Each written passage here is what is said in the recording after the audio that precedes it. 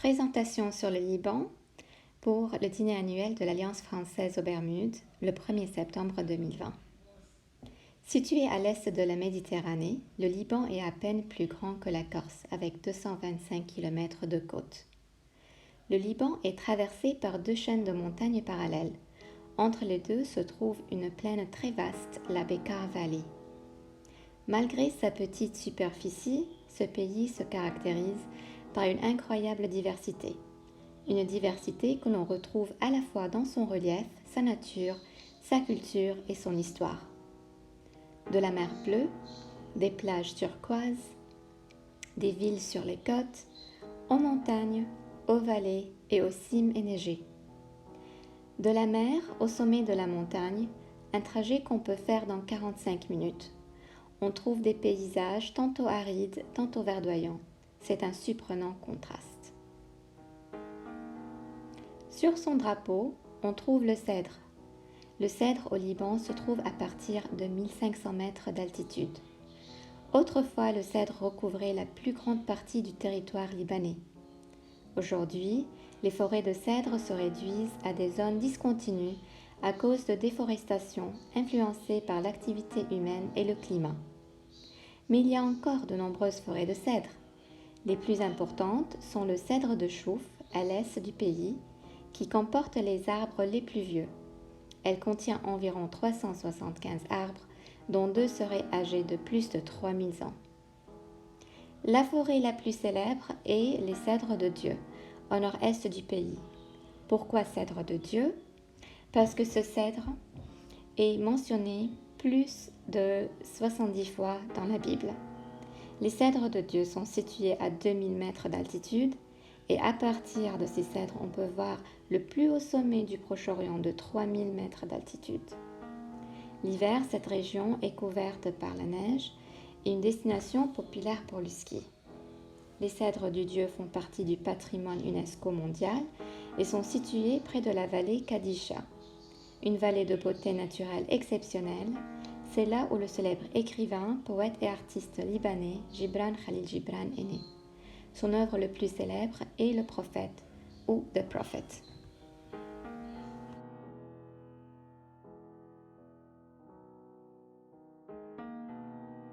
Le Liban est aussi le pays aux multiples origines, façonné par 10 000 ans d'histoire. Le Liban est un intense carrefour de civilisations et couloirs d'humanité disparates. Des civilisations qui ont laissé leurs traces culturelles et archéologiques. On commence par les Phéniciens, le peuple oublié de l'histoire. L'histoire du Liban commence dans la cité de Byblos, au bord de la mer, au nord de Beyrouth. Il y a 10 000 ans, c'était l'époque des Phéniciens. Byblos, cité glorieuse, avec un peuple de marchands, qui au départ faisait surtout leur commerce avec l'Égypte. Les Phéniciens ont fourni le cèdre aux Égyptiens pour construire leurs temples et leurs palais et pour extraire l'huile pour la momification. Les Égyptiens les appelaient les charpentiers, en égyptien Phéniceaux. C'est ainsi que le nom des Phéniciens est né. Une autre source raconte que ce sont les Grecs qui ont créé le nom de la Phénicie pour identifier la région et ses caractéristiques. Les Phéniciens sont les précurseurs dans l'art de la navigation et aussi les inventeurs du tout premier système alphabétique. À l'époque, on utilisait les hiéroglyphies complexes. Alors le peuple phénicien donne naissance à une écriture phonétique rapide et précise dont les lettres correspondent enfin à la prononciation des mots. La première preuve historique de l'invention de l'alphabet phonétique se trouve sur le sarcophage du roi de Byblos à Hiram. C'est la plus ancienne et la plus longue inscription connue à ce jour d'écriture phénicienne et phonétique.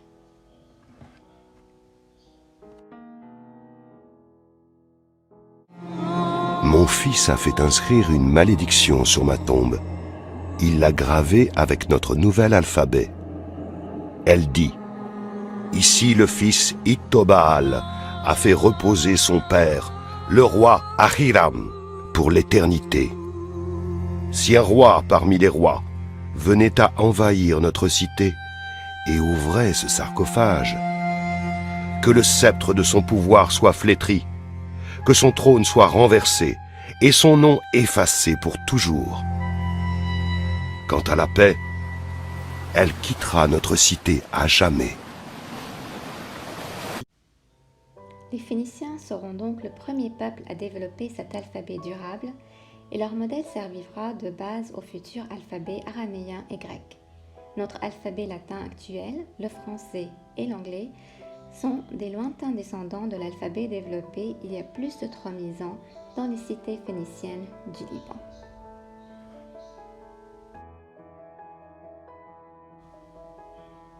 La naissance de la Phénicie indépendante.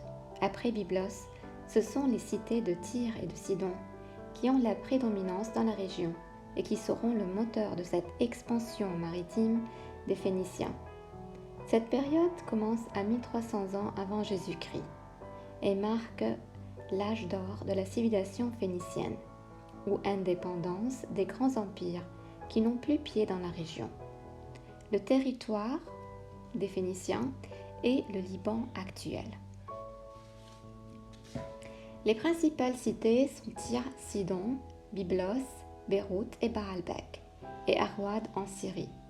La Phénicie ne forme pas pourtant une entité politique unifiée, comme un empire. Il s'agit de cités-États indépendantes qui partagent une culture commune. On parle donc d'une civilisation phénicienne.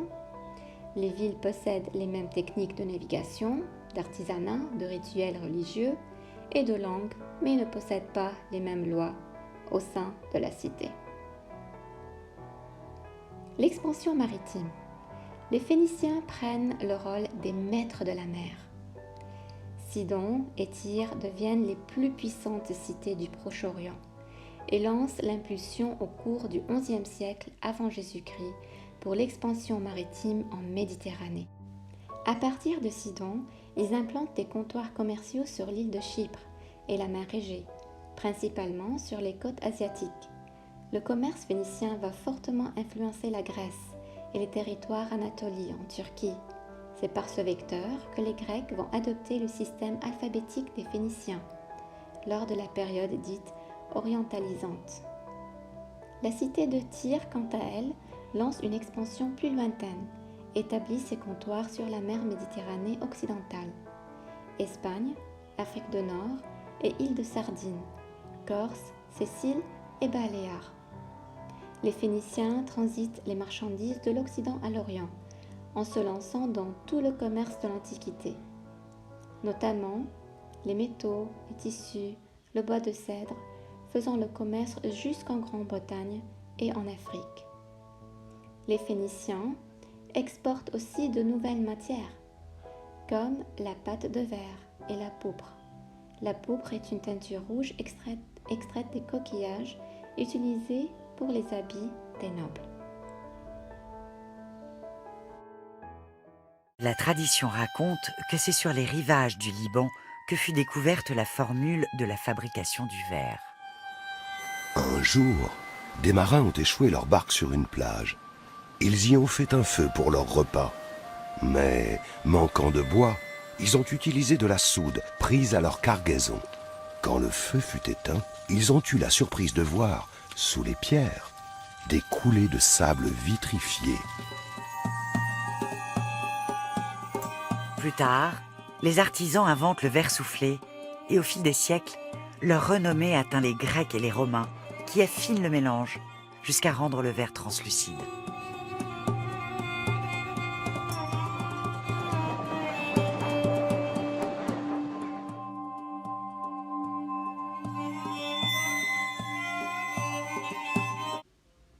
Les Phéniciens, bâtisseurs de villes dans la Méditerranée. Les navigateurs de Tyr et de Sidon n'étaient pas juste des marchands, mais aussi des explorateurs et des bâtisseurs de villes, que l'on appelle des comptoirs. Les Phéniciens vont construire Carthage, en Tunisie, la ville la plus connue de la civilisation punique. D'autres villes seront construites aussi sur toute la Méditerranée, dans des lieux stratégiques où se trouvent les richesses et sur les principales voies commerciales. Pour citer quelques exemples des villes fondées par les Phéniciens, Nous trouvons Tripoli en Libye, Constantine en Algérie, Casablanca au Maroc, Larnaca sur Chypre, Ibiza, Malaga en Espagne. Voici la liste des villes que les Phéniciens ont construites.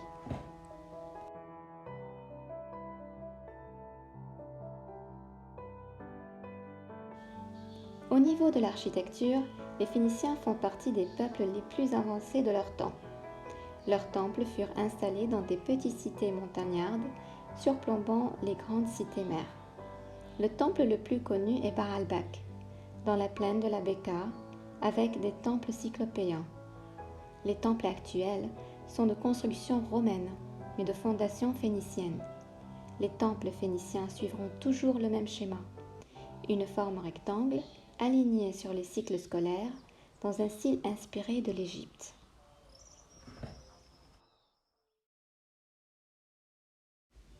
Après les Phéniciens, c'est le règne des Romains. Le Liban fera partie d'un empire romain qui met la Méditerranée sous la coupe d'un seul grand empire. Or, le Liban est le passage obligé de toutes les caravanes qui voyagent du nord au sud et d'est en ouest de son immense territoire. Baalbek est l'endroit que choisit Rome pour étaler sa propagande aux yeux du monde. Elle construit sur des fondations phéniciennes le temple de Jupiter, le dieu du soleil. C'est l'un des plus gigantesques et magnifiants temples jamais vus dans l'Antiquité.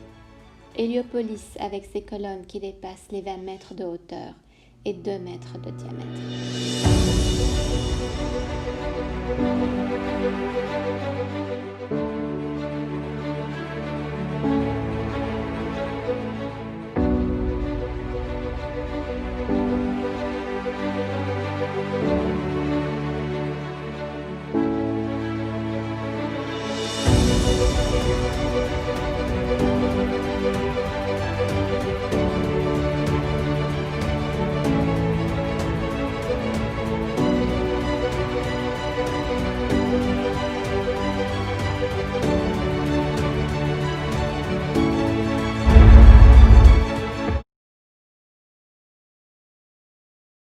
Cette fois, notre dieu Baal devient le Jupiter romain.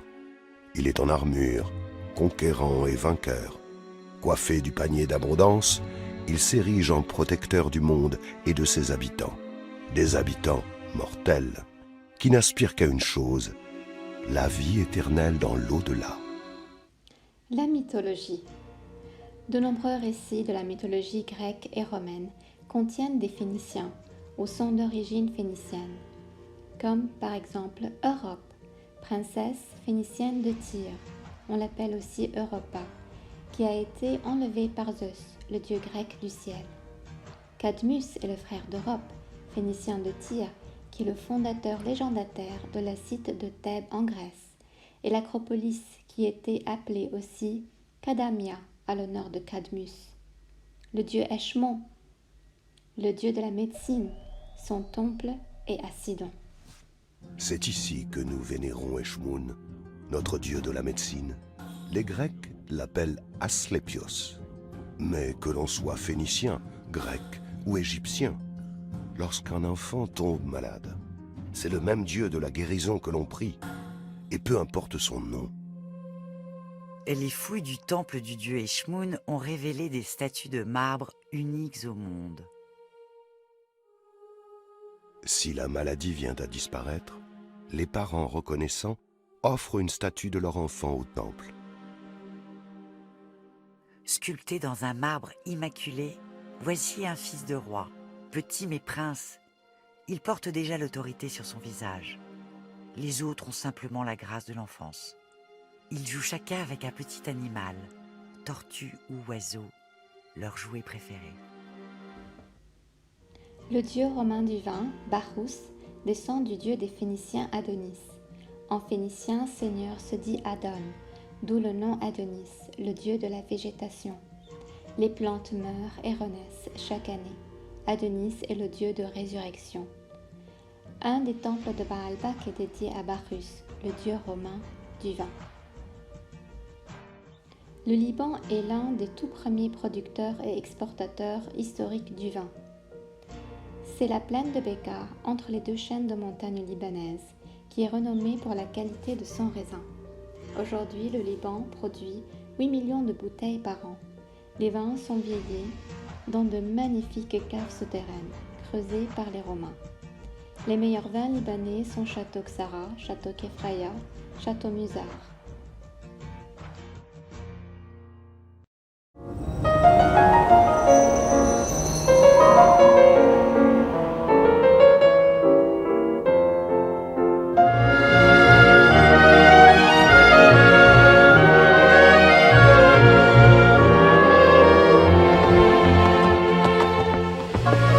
« 6000 ans que cette terre a donné naissance au vin, 6000 ans de rituels, et cette terre continue de donner le meilleur des vignes. Ksara, un vin mûri par l'histoire. » Le tourisme libanais. Le Liban est un merveilleux pays à visiter. Toutes les villes phéniciennes et romaines qu'on vient de présenter sont bien préservées. Le Liban est très généreux avec sa culture, sa beauté naturelle, sa cuisine, ses plages l'été entre les mois de mai et de septembre, et la montagne l'été ainsi que l'hiver pour le ski. Chaque été, il y a le festival de la musique qui se déroule dans ces lieux historiques à ne pas rater. Cette année, le festival de Baalbek se fut virtuel et accessible à tout le monde. Vous pouvez le trouver sur YouTube.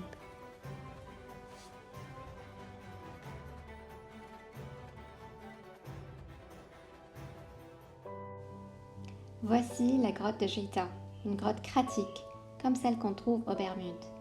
Une grotte immense, crevée dans la montagne, avec 2 chambres, la plus grande est de 120 mètres de hauteur.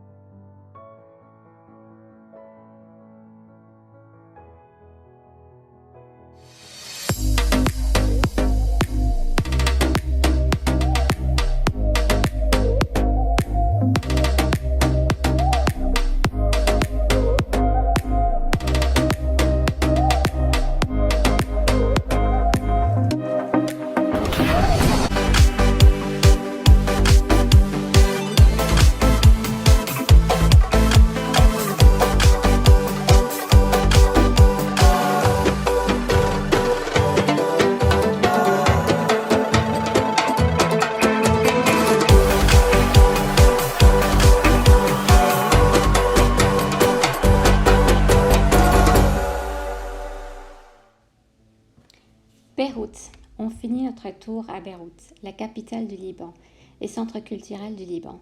Beyrouth a beaucoup d'histoire, de caractère et de charme. Le centre de Beyrouth est une partie très chic de la ville, avec des bâtiments qui représentent l'histoire moderne. À Beyrouth, vous allez trouver l'architecture ottomane, française et moderne. C'est un mélange très fascinant. Le Liban était sous l'Empire ottoman de 1516 pour 400 ans. Après la Première Guerre mondiale, le Liban est devenu sous le mandat français pour à peu près 30 ans. Ainsi, le Liban est devenu francophone. Là, on voit le palais de Sursock, construit durant la période ottomane.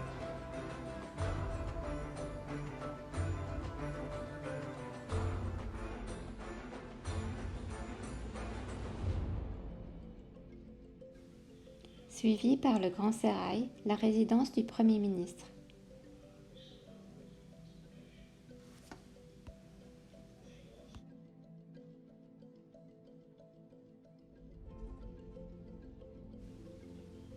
Beyrouth, ville moderne, a plein de centres commerciaux. Le shopping est superbe. Les Libanais mènent une vie très sociable. Ils adorent passer des heures au resto, au café et aux boîtes de nuit. Beyrouth est aussi située sur la mer Méditerranée. À partir de Beyrouth, On peut voir les cimes enneigées des montagnes l'hiver. C'est une vue superbe.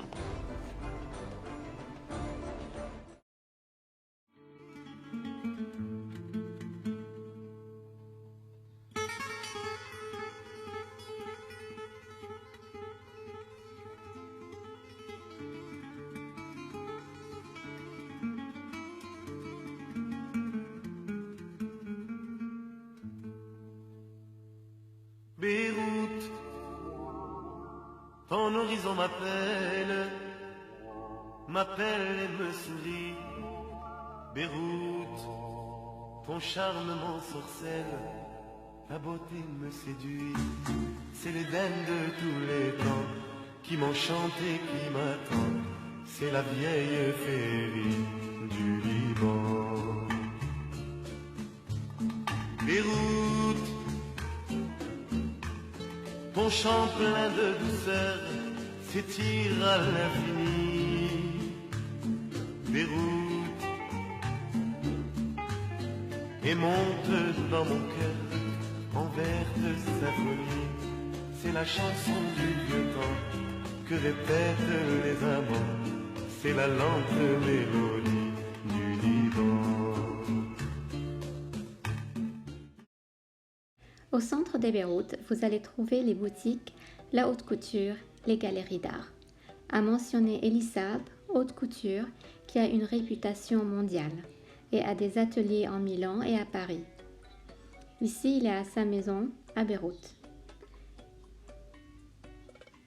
Hachi Studio, créé par l'un des stagiaires d'Elisab au Liban, un styliste qui vient de l'Arabie Saoudite, Mohamed Hachi, avec une réputation mondiale aussi. Là, on voit Beyoncé, Lady Gaga et Rita Ora qui portent ces robes.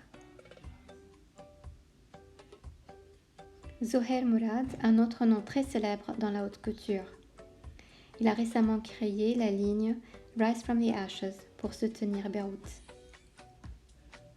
Ici, on voit Shakira, qui est moitié libanaise, de père libanais, qui porte son t-shirt en soutien avec le Liban. Comme Libanais célèbre, on nomme aussi Férouz, la voix du Liban, la voix de Beyrouth et la légende du Liban. Le président Macron l'a rendu visite hier à l'occasion du centenaire du Liban. On lui a donné la Légion d'honneur. D'autres artistes, Mika, de mère libanaise, musicien international et juge au Voice français. Hiba Tawaji, qui était finaliste au Voice français en 2016, et depuis, elle a fait le rôle d'Esmeralda dans le spectacle musical de Notre-Dame de Paris. Salma Hayek avec son père libanais, près de la statue de Gibran Khalil Gibran, au Liban. Et bien sûr, comme écrivain, Gibran Khalil Gibran, avec son œuvre le plus célèbre, The Prophet. D'autres écrivains, on nomme Nassim Taleb, financier et écrivain du fameux Black Swan, The Impact of the Highly Improbable. Et bien sûr, Amin Maalouf, écrivain de plusieurs œuvres inclus les Crusades. Monsieur Amin Maalouf, au nom de la République française, nous vous élevons à la dignité de grand officier de l'Ordre national du mérite.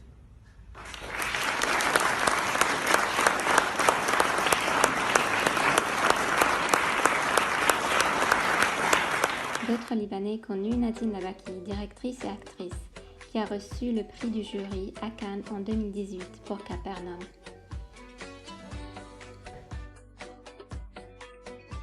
Aya Abder, inventrice de Little Bits, type de Lego avec circuit électrique qui permet aux enfants de mobiliser leur création à travers les applications.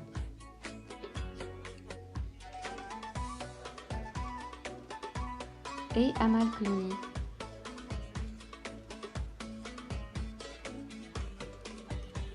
Pachi, le chocolat libanais, très délicieux. Il faut absolument essayer si vous êtes en France ou à Harrods en Angleterre. Le Liban est aussi reconnu comme la perle du Proche-Orient. Le Liban fête aujourd'hui ses 100 ans de création depuis la fin de la Première Guerre mondiale. Mais il ne faut pas oublier que le Liban est un pays très ancien. Le Liban était indépendant il y a plus de 3000 ans avec les Phéniciens et a apporté des richesses à l'Occident. Et voici de très beaux passages de la Bible pour décrire ce pays.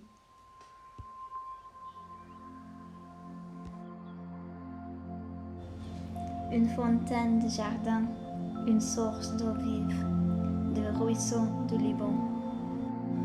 Ses jambes sont des colonnes de marbre blanc, posées sur des bases d'or pur. Son aspect est comme le Liban, distingué comme le cèdre. La neige du Liban abonde-t-elle de rochers de champs? Où voit-on derrière les eaux qui viennent de loin, fraîches et